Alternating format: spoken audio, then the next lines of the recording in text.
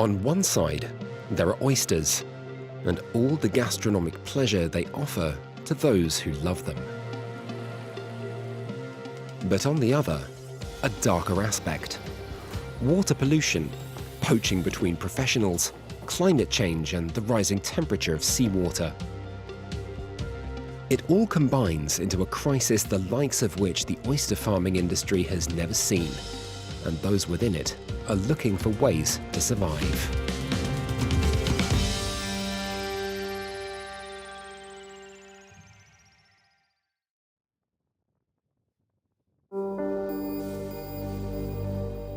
Welcome to the Bay of Arcachon, a very particular place. A lagoon protected from the Atlantic where low tide reveals its oyster beds and their briny treasure. For Thierry Lafont, this is home. The son and grandson of oyster farmers, he took over his father's business nearly 40 years ago. Honestly, it's an incredible environment, like a piece of the ocean embedded in the land. This basin is a real gem. A real gem, but one that could lose its shine. Thierry's business took a major blow last winter after sales of Arcachon Bay oysters were banned on December 27, 2023. There'd been a number of foodborne infections. Analysis of the oysters revealed the presence of norovirus, the pathogen that causes gastroenteritis. In the middle of the year-end festive season, it was a disaster for oyster farmers. The result was a sharp drop in revenue, which affected farmers. But that was just the tip of the iceberg. Oyster prices have collapsed as a whole, losing a third of their value. This is all the more unacceptable because the root of the problem is simply poor management and negligence. After plunging by half at the beginning of 2024, Arcachon Bay oyster sales have gradually improved, but it's left a bad taste in the mouths of the oyster farmers themselves. They blame a failure to address polluted water in the bay. We work with creatures that we don't feed or treat medically. We rely entirely on the quality of the marine ecosystem. And now there's yet another risk threatening that environment, one that could make our work impossible. So just how were the oysters contaminated? We need to go back to the autumn of 2023. A complete deluge struck the region. It flooded roads and drainage systems before the water ended up in Arcachon Bay. SEBA, the group that handles local sanitation, blamed the highly elevated nature of the rain levels. However, a clip shot by a local resident shows raw sewage and effluent deliberately dumped. Thierry Lafont, also the head of a local environmental defense group, was the first oyster farmer to file a complaint against SEBA. You can see the pipework, the pump, and the outlet dumping waste just a few dozen meters from a stream flowing into the Arcachon Bay. It's out of sight, so they think no one will notice them getting rid of whatever they want. These are rogue practices, plain and simple. SEBA failed to respond to requests for an interview. The group that brings together local authorities from 12 communes of Arcachon Bay continues to blame the storms. During a press conference in October, it announced the investment of 120 million euros over 5 years, including 30 million for a new water treatment facility. We're going to deal with stormwater and with the capacity of our sewage system. And here's a major announcement. We're planning to build a new treatment plant in the Northern Bay, something that we've never had before. For many environmental advocates, a single treatment plant won't be enough to solve the problem. For them, the rapid pace of urbanization and paving over the land are preventing soil from absorbing rainwater. Arcachon Bay, though, is a popular tourist destination, and construction permits aren't hard to come by. 30,000 new homes are to be built by 2040.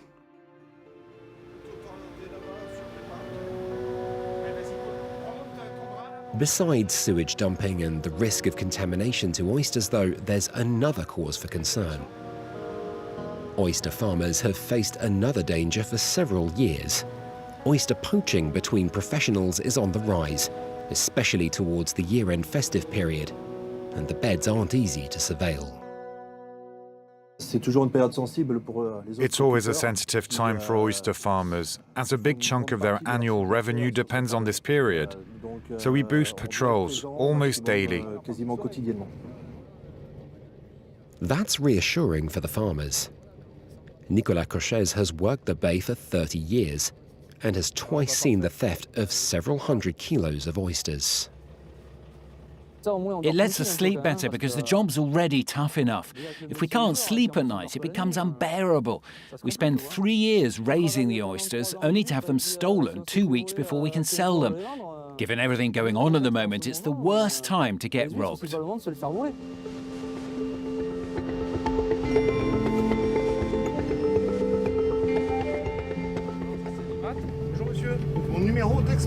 Ouais, vous n'avez pas la plaque, la numérotation avec le CRC? Non, vous l'avez pas ça?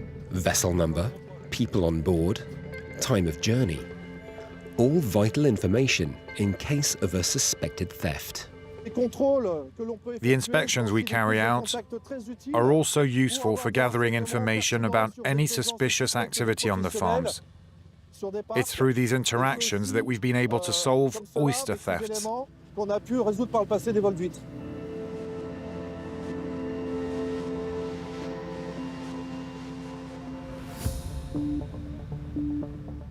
On the other side of the country, in Normandy, oysters are also closely guarded. The difficulty lies in the size of the territory needing surveillance.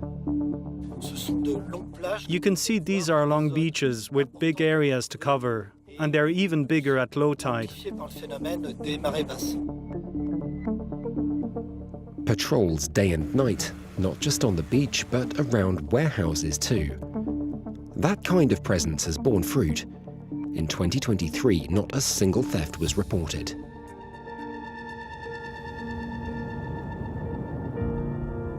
So, contamination, theft. What else for the beleaguered oyster? Climate change. Certain types of the mollusk have failed to cope with rising ocean temperatures. In Brittany's Contamination, Gerard Berder took over his grandfather's oyster bed. These oysters were seeded last spring, so they're about a year old. For oyster farmers, there's been one major sign of heat in the water: sea bream, which are usually found further south. We've seen schools of sea bream across the Bay of Morlaix. They can be quite destructive.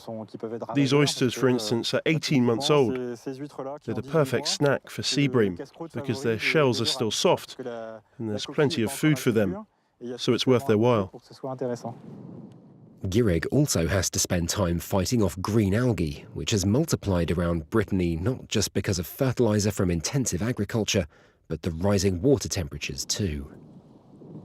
The algae overgrows, everything underneath decomposes, and it kills off all the species living there.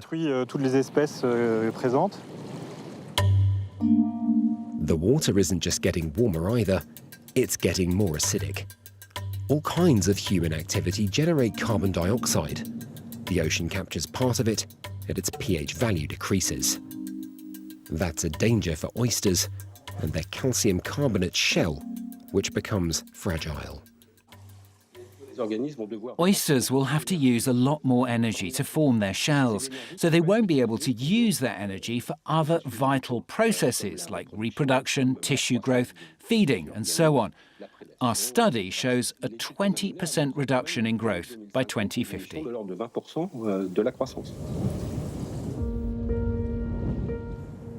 The question now, what can be done?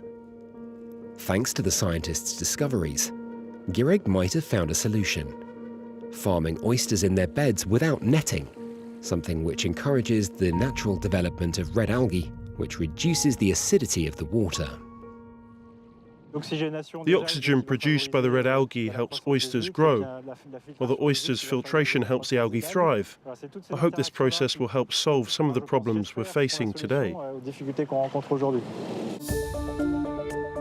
In the face of all these difficulties, France's oyster farmers have to evolve. In Arcachon Bay, Thierry Lafon has come in for criticism over his frank talk, which some say is damaging oyster farming's reputation. For him, though, staying close-mouthed is no longer an option. To protect his livelihood, he wants polluters to pay.